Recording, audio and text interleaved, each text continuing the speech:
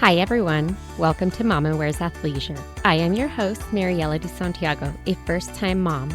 We focus on all things mom with tips to help make life easier and more organized for all you mamas out there.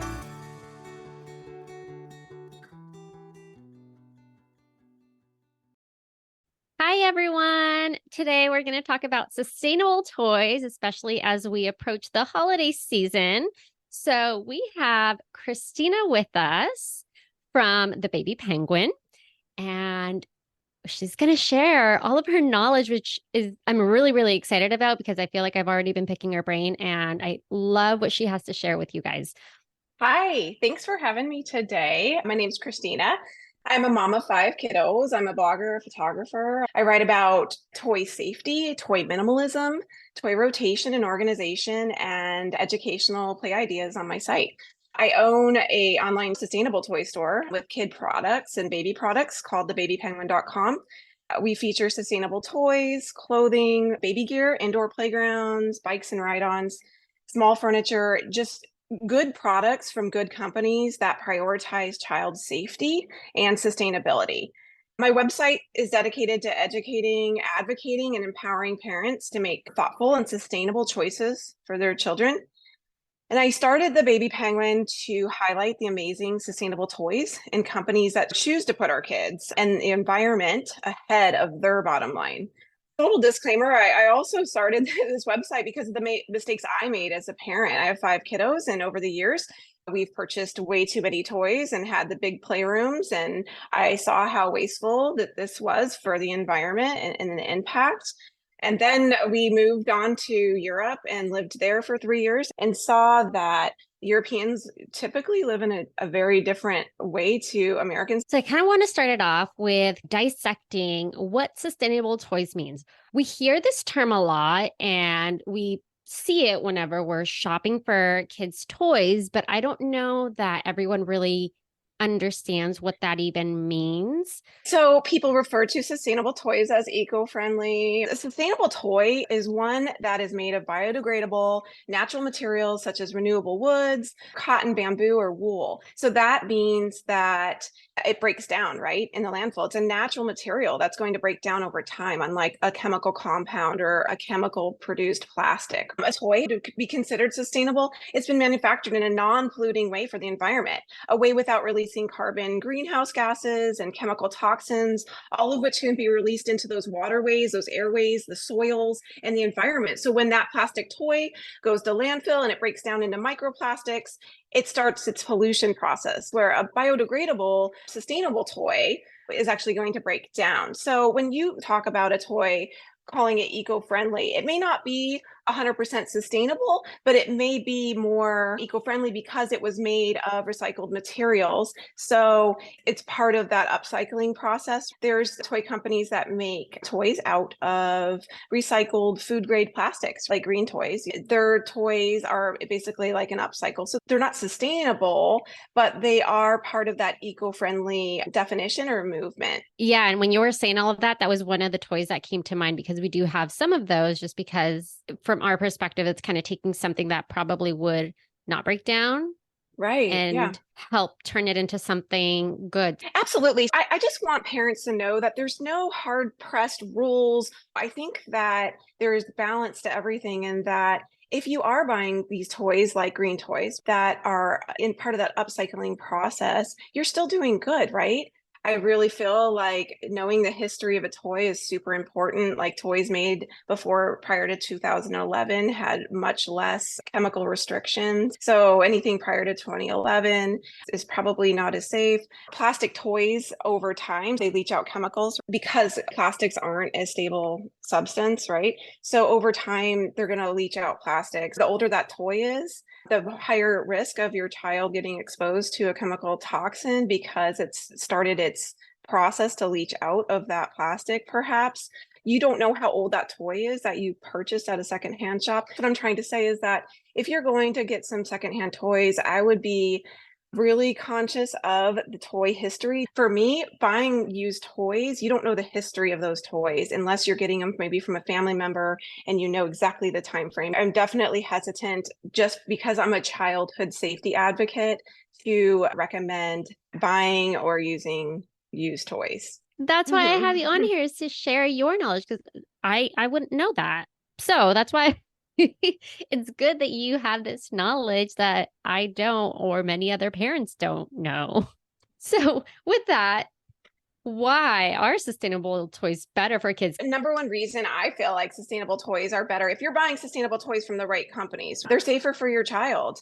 They contain zero to little chemicals that your child will be exposed to, and that kids handle less amounts of toxins and exposures. Like their cup is smaller than an adult cup, right? So their cup's going to be filled a lot faster with toxins. And I'm not talking about just from toys. I'm talking about everyday environments. We live in this world and we're exposed to toxins. Well, kids have a lot smaller of a cup to fill when it comes to that toxin exposure. So when kids handle toys, they're going to get their exposure from ingestion, which is toy to mouth, or they're going to get it through skin absorption, which is hand and skin. Obviously, babies that are mouthing toys, they have wet hands, they're touching everything, they're absorbing through skin, hands, and mouth.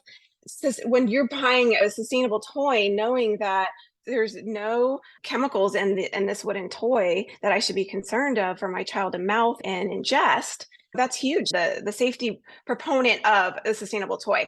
Number two, better for the environment. They break down over time in landfill. They're not sitting there. They're not turning into microplastics. They're not polluting our waterways and our soil. Number three, I feel like sustainable toys from the right companies are better quality and they have less chance of breaking and entering landfill. A lot of plastic toys, the plastic breaks, then there's a sharp edge and it goes to landfill because that's not safe. You're not going to repair a plastic toy that's been broken. Sustainable wooden toys tend to be more heirloom quality that you can hand down when you know the history of that toy and they're longer lasting. A question to always ask yourself when you're purchasing toys for Christmas or Hanukkah or whatever you're doing, it's, am I purchasing a landfill or is this a landfill or an heirloom quality toy? If it's truly a sustainable toy, it does not contain batteries, right? So batteries aren't good for our earth, and toys with batteries tend to just entertain your kid. Instead of the toy being child driven and your child leading the way on the creativity and what the function of that toy is, the child's being passive, right, to these battery operated toys. So you don't want that either. I always say that creativity breeds ingenuity. And I feel like when kids develop their imaginations with using sustainable toys and toys that are child driven, they build better conversation skills and storytelling skills, and they're more emotionally grounded. I think that when parents really are thoughtful about the toys that they do purchase, they'll see those benefits in their child. And so that's why I think open-ended toys that are sustainable unlock that creative and educational potential in kids. And I think those are the reasons why I would seek out to buy sustainable toys. You made such a good point that I wouldn't have even thought about. A battery operated toy is not sustainable. I wouldn't have really thought about that. Yeah. What are issues with toys that are non-sustainable? So yes, we have the battery operated toys that get thrown away if they don't work after having batteries replaced. But what are some other things to think about?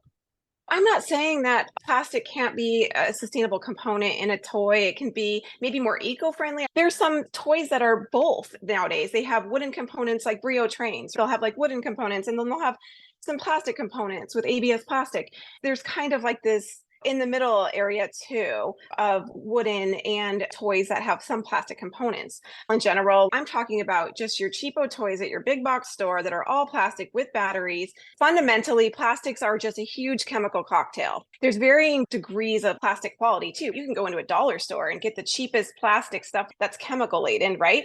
But then that probably hasn't passed any kind of toy safety. Or you can go into a big box store and supposedly those plastic toys have passed toy federal restrictions, right? We talked about this, plastics don't break down, they're not biodegradable, they break down into these tiny little things called microplastics that eventually leach into the soil and the waterways from the landfill.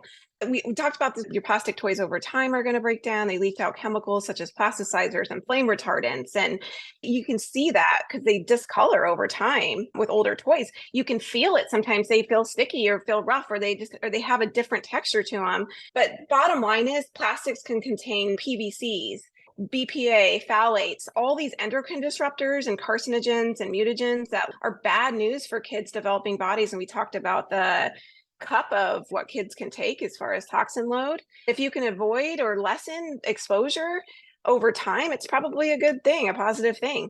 But with that being said, I also want to talk about that not all wooden toys are sustainable. You go on a site and you can buy wooden toys that are from no-name companies that are produced in third-party factories, that parts are made in 800 different factories and they're put together in the toy. And I can tell you right now, they're not being overseen like companies that own their own factories and that are watching every step of the process and that are producing in a non-polluting and sustainable way and a safe way. So buying some beautiful wooden toy from a company or from a no-name kind of brand, I would be really nervous about that because they could be using formaldehyde in their glues. And there could still be lead in the paint, even though they say that they pass the test to be brought in. I'm not so trusting when it comes to these things. And I would be concerned as a parent, especially if I have a child that's mouthing toys, to have some purchasing toys from companies I do not know because of formaldehyde and glues and carcinogen, mutagens, all those things that can be present. And that it's more important to purchase the toys from reputable companies that you know are producing in their own factories or in overseeing operations in a safe environment, that they are big on child safety. Some of these companies are using alternatives to formaldehyde in their glue, and they're called E0 glues. And there's definitely companies that have completely replaced that toxic ingredient. What are some good sustainable toys to look for? So, like thinking just about companies that come to mind, what are some popular names that most people would recognize if they were to go online or into a big box store? Hi, everyone. It's your host, Mariela. I wanted to thank you for listening and share some ways to show your continued support. You can rate and review on Apple Podcasts or Spotify. Share the show with friends and family. Buy me a coffee to help with the financial cost of running a podcast. Follow me on Instagram at Mama Wears Athleisure. And finally, subscribe to my newsletter. Thank you for listening. How I would approach the subject. I would say, don't necessarily look for, I want this kind of toy. I would start with, okay, I purchase from these brands, and then look and see what they have. For me as a parent, I feel like that's the safer option, and that's all I do. I would only purchase from companies that I know are safe and I know are reputable and I know have child safety as the top priority. Some good companies that I feel completely safe with. Let's start with Plan Toys. They use E0 glues. They have their own factory, completely sustainable. Their packaging, everything's plastic free, no batteries, very safe. They even use like vegetable and organic pigments and dyes in their toys. Tenderleaf Toys is out of the UK. They use same thing, glues without formaldehyde, 100%. They use all water-based dyes and pigments. A lot of parents now are looking to find toys that are made in the United States, which is not the easiest thing, especially with wooden. Maple Landmark out of Vermont makes beautiful wooden toys and games that are safe. Banner Toys out of Iowa, they are made in the US and they make wooden toys that are safe. As far as another big company that you're going to find online, Haba. It's a German company that makes a lot of their toys in Germany. They do have a factory overseas, but they oversee all the operations. Haba Toys is, I feel like, a very safe company with their materials. We can go into the plastics like we talked earlier about Green Toys. You know, they're made in the US. They're upcycling. It's food grade plastic milk jugs that they're producing their toys out of. So I think you just need to start with companies that are safe. I can provide a list, or people can go to my website and just see every toy company that I offer is safe, in my opinion. I'll have that linked in the show notes. I want to bring up a point. It's always really important to really follow the manufacturer's age restrictions, especially due to choking hazards and just like in safety hazards. I feel like parents think, oh, that's just a recommended age. So just be mindful of that for your child's safety. I appreciate that. For parents that maybe aren't wanting to have to purchase a new toy, what are some alternative ways to be sustainable? Like, what kind of options do they have if they're limited on a budget or just really want to try to remove themselves from having to constantly buy new toys? Because I feel like we are bombarded with so much about, oh, your kid is now 6 months. You need to buy these toys. Oh, your kid is now 10 months, right? We get that all of Yeah, the time. no. My number one recommended toy that every family should have is like a unit block set.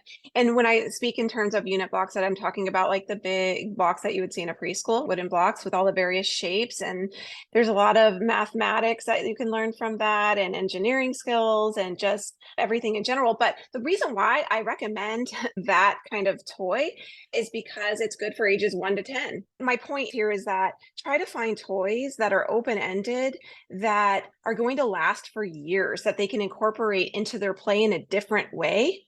So you're not purchasing toys every 2 months or 3 months. Think in terms of, I'm going to buy toys that are open-ended, that are going to last for years and be educational and stimulate many multi-age kids. You're not going to find every toy that's going to meet that criteria, but there are toys out there like a unit block set or some kind of puzzle or some kind of manipulative that's going to last longer through the different ages and stages. Our alternative ways to be sustainable is to think in terms of like toy minimalism, think in terms of toy rotation. So you only need to buy fewer but better quality toys. So just have a toy shelf and have a few toys out and rotate them and have your bin somewhere else and mix and match toys that are going to have versatility and that are going to have playability in different ways. And I tell you what, your kids will be so much more creative with the toys that they have out than if they were in a room full of toys in a huge playroom. When kids walk into a playroom full of toys, they go from like one toy here for 1 minute, then they move on to the next toy. It's like an adult. You can't really focus with like a ton of things on your desk, right? It's too much. So it's more about a mindset and also incorporating children, kind of that Montessori parenting style of have your kids really do a lot of things themselves and have them watch you, what you're doing. And even a 1-year-old can help you, I say in quotations, fold laundry. It doesn't necessarily have to be completely hands-on or doing that activity or chore. Your kids just want to be with you. And the bottom line is the more time you spend playing with them on the ground, they're going to have more in-depth learning experience and time with you interacting with them than a room full of light up flashy toys in a playroom. I feel like you described me when it comes to a kid walking into like a playroom with so many toys. That's like me when I look at a menu that has so many options and it's so overwhelming. You Yeah. don't even know where to go, right? No, nope. Yeah, you don't. It's too much. Yeah, like less is so much more. They're just a lot more focused.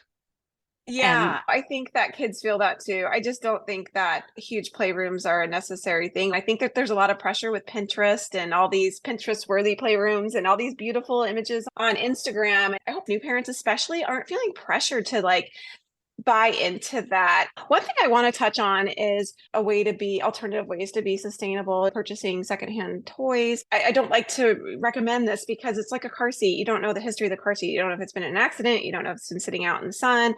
You don't know all of these things, and you just don't know the history of toys. So maybe another way to get around this is to have a swap with your friend. So if you know, okay, my friend buys the same kind of toys I do, this is our play group, this is what we do, or these are the brands that we kind of allow in our toy swap, maybe you swap out toys with friends and just have like a mutual agreement with swapping out tubs of toys. And then it's all new to kids. And I think that's another eco-friendly way to not purchase toys as much as just swapping. But you always have to like check for paint chipping and or things that are loose that can present a choking hazard. And anything before 2011, no way, because the guidelines for toy safety changed after 2011. And that's a really old toy. There's ways to be eco-friendly. Yeah. that is such a great idea.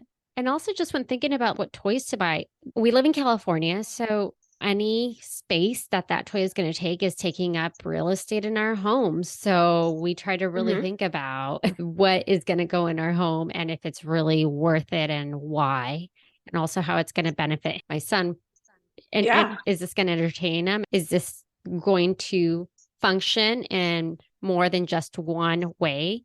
For example, we have like this little toy dump truck, but aside from it just being a dump truck, it also has like all of the wooden blocks and shapes. So he can use it as more than just a toy truck. He can actually use the shapes to match him up and get that developmental stage going.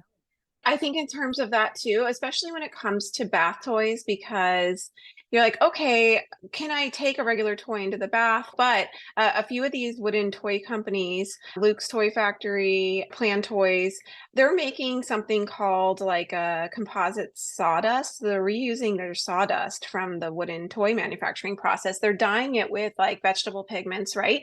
And they're like heat sealing it in molds, basically like with their E0 glues, and then they become water resistant and waterproof. So there's toys that are multifunctional. You can take these trucks and you can play with them outside, with the hose, right? In the backyard, and they can get muddy and wet. And then you can wash them, and then you can take them in the bathtub, and then you can clean them up, and then they can play in your house. You can use them in different locations. You can take it to the beach. You can think in terms of like, I can have a toy that is multifunctional just because of the location that it can go to.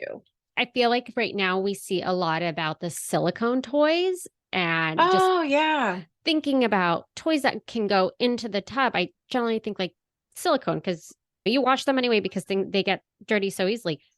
What are your thoughts on the silicone toys? Like, are they a good option? Yeah, there's balance to everything. And I think that there's different qualities or with different manufacturers in the silicone grade that they're using, right? So like food grade silicone. So you would have maybe like products that are used for baking or used for meant to touch food, right? Food grade silicones that are higher quality than maybe like a regular silicone. So I think making sure that it's like food grade silicone, if you give your baby a teether or something like that. I feel like silicone is kind of a hybrid. It's kind of a cousin of the plastic. So not as bad as probably a full out plastic chemical cocktail, but still has those components. But silicone is softer base and I think it breaks down more and it can have some natural components to it. But with that being said, there's also like just natural good old fashioned rubber. So you can get rubber teethers, you can get natural rubber. I'm not saying that silicone is like stay away from it. I definitely see that in eco-friendly toys and you see that component. It is really popular for bath and teethers. Well, thank you. Finally, do you have any other tips, suggestions, or recommendations? We've kind of touched upon most of these, but purchase open-ended toys that are versatile and can be combined or played with different ways in different ages and stages. So you have the toys for a while that last. Yet the toys that grow with your child, that educate and stimulate them at different ages, definitely are, in my opinion, the most economical. They might be more expensive on the front end, but if you think in terms of, whoa, I'm going to have this unit block set from 1 to 10, that's pretty darn economical. Buy fewer but better quality toys. That's a huge one of my phrases that I say all the time. Buy toys that are child directed and not just entertain your child. You want your child doing the driving, spending time playing with your child is huge. That's the biggest component. I think that that's what they're going to remember and just you more than the toy. So there's always a balance as your child grows. You're going to have holidays and grandparents and birthday parties and things that toys are going to come in, and you just have to decide what is good and what's not. And there's just balance. It's really hard to just have all wooden toys or have all a specific brand. I think parents need to give themselves grace too and not feel so guilty. You just overall do the best you can to limit toxins and try to protect your child. But ultimately there's balance. So that's the advice I could give you. Give yourself grace as a parent, especially a new parent. That's it. Thanks for having me today. I really appreciate this. Thank you so much. I really enjoyed chatting with you because toys can be overwhelming. You see them all over. You're bombarded with what you need to get your kid at such and such age. So I really appreciate all of your knowledge and information, especially on like what things to look for and being aware that just because it's wooden doesn't mean it's good. So Yeah. thank you. You're welcome. Thanks for having me. Thank you for listening. Tune in next week for our next episode. You can find us on Instagram for more updates and tips. Be sure to subscribe wherever you listen to your podcasts and give us a review if you like us.